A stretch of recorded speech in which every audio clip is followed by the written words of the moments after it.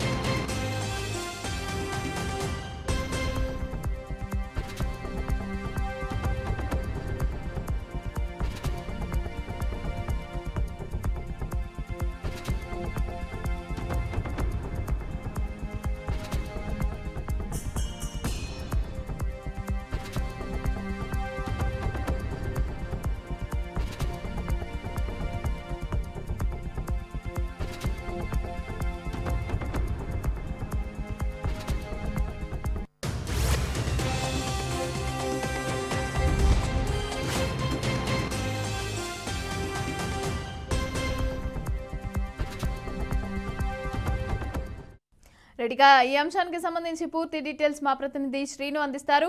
శ్రీను, చెప్పండి. వైసీపీకి సంబంధించి అయితే ఇంకా 2 జాబితాలు కూడా ఉంటాయని వైసీపీ అధిష్టానం అయితే తెలపడం జరిగింది. అలాగే ఇన్ఛార్జీలకు సంబంధించి మార్పులు చేర్పులు అయితే చేస్తున్నారు.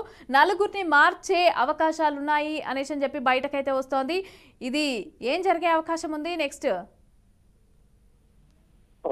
వైసీపీకి సంబంధించి 4వ జాబితా కూడా విడుదల చేయడం జరిగింది. అయితే మిగిలిన ఇంకో 2 జాబితాల వరకు కూడా అవకాశం ఉందని చెప్తున్నారు. ఎందుకంటే ఈ జాబితాలన్నీ కూడా పెండింగ్ ఉన్నటువంటి అంశాలు. అంటే ఇటు ఉత్తరాంధ్ర నుంచి మొదలుకొని రాయలసీమ వరకు కూడా కొన్ని ప్రాంతాల్లో నియోజకవర్గాల అభ్యర్థుల్ని మార్చాలి అనే అంశంతో పరిశీలిస్తున్నారని తెలుస్తుంది. అయితే ప్రధానంగా మనం చూసినట్లయితే ఇప్పటికే కొన్ని ప్రాంతాల్లో సీట్లు ప్రకటించబడడం, అంటే సిట్టింగులుగా ఉన్నటువంటి వాళ్ళు ఇంకా వాళ్ళ విషయంలో ఎలాంటి నిర్ణయాలు తీసుకోలేదు. అయితే ఆ నిర్ణయాలు తీసుకోలేదు. అక్కడ వాళ్ళు గెలుపు గుర్రాలే అనే దాన్ని వైసీపీ జగన్మోహన్ రెడ్డి దృష్టిలో ఉందా, లేదు అంటే సిట్టింగ్ లో ఉన్నటువంటి వాళ్ళు ఫైర్ బ్రాండ్ లో ఉన్నటువంటి వాళ్ళని కంటిన్యూ చేయాలి తప్పదు అనే అంశంతోనే వాళ్ళ విషయంలో ఇంతవరకు ఏ నిర్ణయాలు తీసుకోలేదు. అదేవిధంగా కొన్ని ప్రాంతాల్లో చూసినట్లయితే కనుక ఇటు సామాజిక సమీకరణను దృష్టిలో పెట్టుకుని మార్పులు చేర్పులు అయితే తప్పదు అనుకుంటున్నారు. అయితే గెలుపు గుర్రాలకి మాత్రమే అవకాశాలు ఇవ్వాలనుకునే నేపథ్యంలో కొన్ని ప్రాంతాలు అంటే ఎట్టి పరిస్థితుల్లోనూ ఈ నియోజకవర్గంలో అవకాశం ఇస్తే గెలిచి వస్తాము అని చెప్పినటువంటి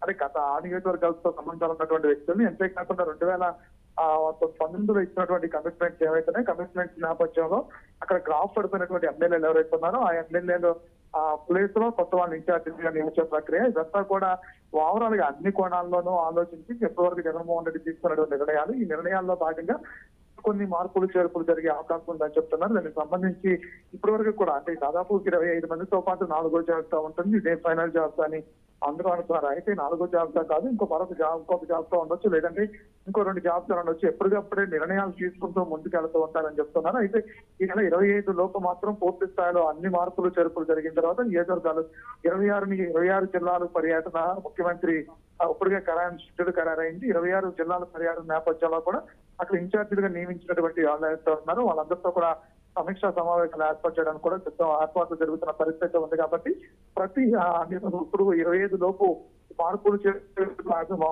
పూర్తి చేసుకోవడం కాకుండా అది ఇంకో జాబితా ఉంటుందా, లేదంటే ఇంకో 2 జాబితాలతో పూర్తిగా వైసీపీకి సంబంధించినటువంటి 155 ఇన్ఛార్జీల జాబితా రిలీజ్ చేస్తారనే అంశాన్ని ఈ 2 రోజుల్లో చెప్పే పరిస్థితి అయితే ఉంటుంది మనతో.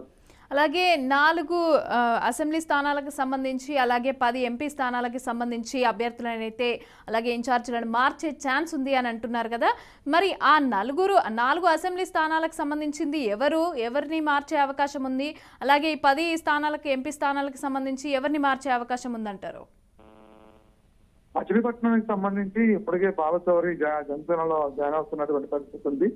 అదేవిధంగా విజయవాడ పార్లమెంట్ కి సంబంధించి కేసీఆర్ నానికి ఆల్రెడీ 3వ జాబితాలో కూడా KCR already Machilipatnam parliament ticket దక్కడం కూడా జరిగింది. ఆ నేపథ్యంలోనే కొన్ని ప్రాంతాల్లో విశాఖలో చూసినట్లయితే బొత్స ఝాన్సీ నియమించారు. అదేవిధంగా కొన్ని ప్రాంతాల్లో ఇక్కడైతే ఎమ్మెల్యే స్థానాల్లో ఉన్నటువంటి వ్యక్తుల్ని ఎంపీలుగా ఉన్నటువంటి వ్యక్తులను ఎమ్మెల్యేలుగా పోటీ చేపిస్తున్నటువంటి పరిస్థితి అవుతుంది. మరో పక్క నుంచి ఆ ఎంపీలు కొంతమంది ఇప్పుడు తిరుపతి మార్చేటువంటి అవకాశం అయితే కనిపిస్తుందని చెప్తున్నారు. మరో పక్క నుంచి ఇప్పటివరకు గోరట్ల మాధవ్ను కూడా హిందూపురం నుంచి మార్చేటువంటి అవకాశం కనిపిస్తుంది. మరో పక్క నుంచి ఇలా కొన్ని ప్రాంతాలు అయితే చాలా స్పష్టంగా కనిపిస్తున్నాయి. ఇక్కడ మాత్రం కొత్త వాళ్ళనే నియమిస్తారా, లేదు అంటే కనుక సీనియర్లు ఉన్నటువంటి పార్టీలో సీనియర్లు ఉన్నటువంటి వ్యక్తుల్ని పంపిస్తారా అనేది చూడాలి. మరో పక్క నుంచి మనం మొదటి నుంచి చూస్తున్నాము, ఎమ్మెల్యేలకి కొంతమంది ఎంపీలుగా అవకాశం కల్పించారు, ఎంపీలకు కొంతమందికి ఎమ్మెల్యేలుగా అవకాశం కల్పించారు.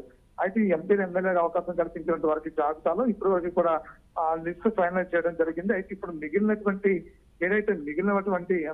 ఎంపీ స్థానాలు ఏవైతే ఉన్నాయో వాటిని కసరత్తు జరుగుతున్నటువంటి నేపథ్యం అయితే ఉంది. ఇక్కడ 5వ లిస్టులో ప్రకటించినటువంటి పేర్లలో మాత్రం పూర్తిగా ఎంపీ స్థానాలను ప్రకటిస్తారనేటువంటి చర్చ కూడా నడుస్తూ ఉన్న పరిస్థితి అయితే ఉంది. అయితే ఎంపీ స్థానాలకు సంబంధించినటువంటి ఇప్పుడు విశాఖలో ఉన్నటువంటి బొత్స ఝాన్సీని విశాఖ పంపించిన నేపథ్యంలో ఎంవి సత్యనారాయణని ఎమ్మెల్యేగా పంపించిన పరిస్థితి అవుతుంది. అయితే మరి కొంతమంది ఇప్పటికే పార్టీలో ఉన్నటువంటి శ్రీవాసం ఎవరైతే ఉన్నారో వాళ్ళందరినీ ఎంపీగా పోటీ చేయించే పరిస్థితి కూడా కనిపిస్తూ ఉంది. మనం వాళ్ళని కాదు అంటే కనుక వాళ్ళ స్థానాల్లో ఎంపీగా పోటీ చేయడానికి క్యాండిడేట్లు కూడా సిద్ధం చేస్తున్నారని తెలుస్తున్న నేపథ్యం కూడా కనిపిస్తుంది. అయితే ఇప్పుడు 4 అభ్యర్థులు మార్పులు చేర్పుల అవకాశం ఉందని చెప్తున్నారు. ఇటు ఉమ్మడి పశ్చిమ గోదావరి తూర్పు జిల్లాలో 2 అవకాశాలు మార్చే అవకాశాలని, అదేవిధంగా కృష్ణా జిల్లాలో ఇప్పటికే మార్పులు చేర్పులు పూర్తయిపోయినాయి కాబట్టి ఆల్రెడీ అభ్యర్థులు ఎవరనేది కూడా ఇప్పటికీ మనం ఇటు పెనంలూరు నుంచి మారుతారు. అదేవిధంగా రక్షణ నిధి కూడా అవుట్ అనే విషయం తెలుస్తూ ఉంది. అయితే ఈ మిగిలిన అభ్యర్థులు అంటే ఇటు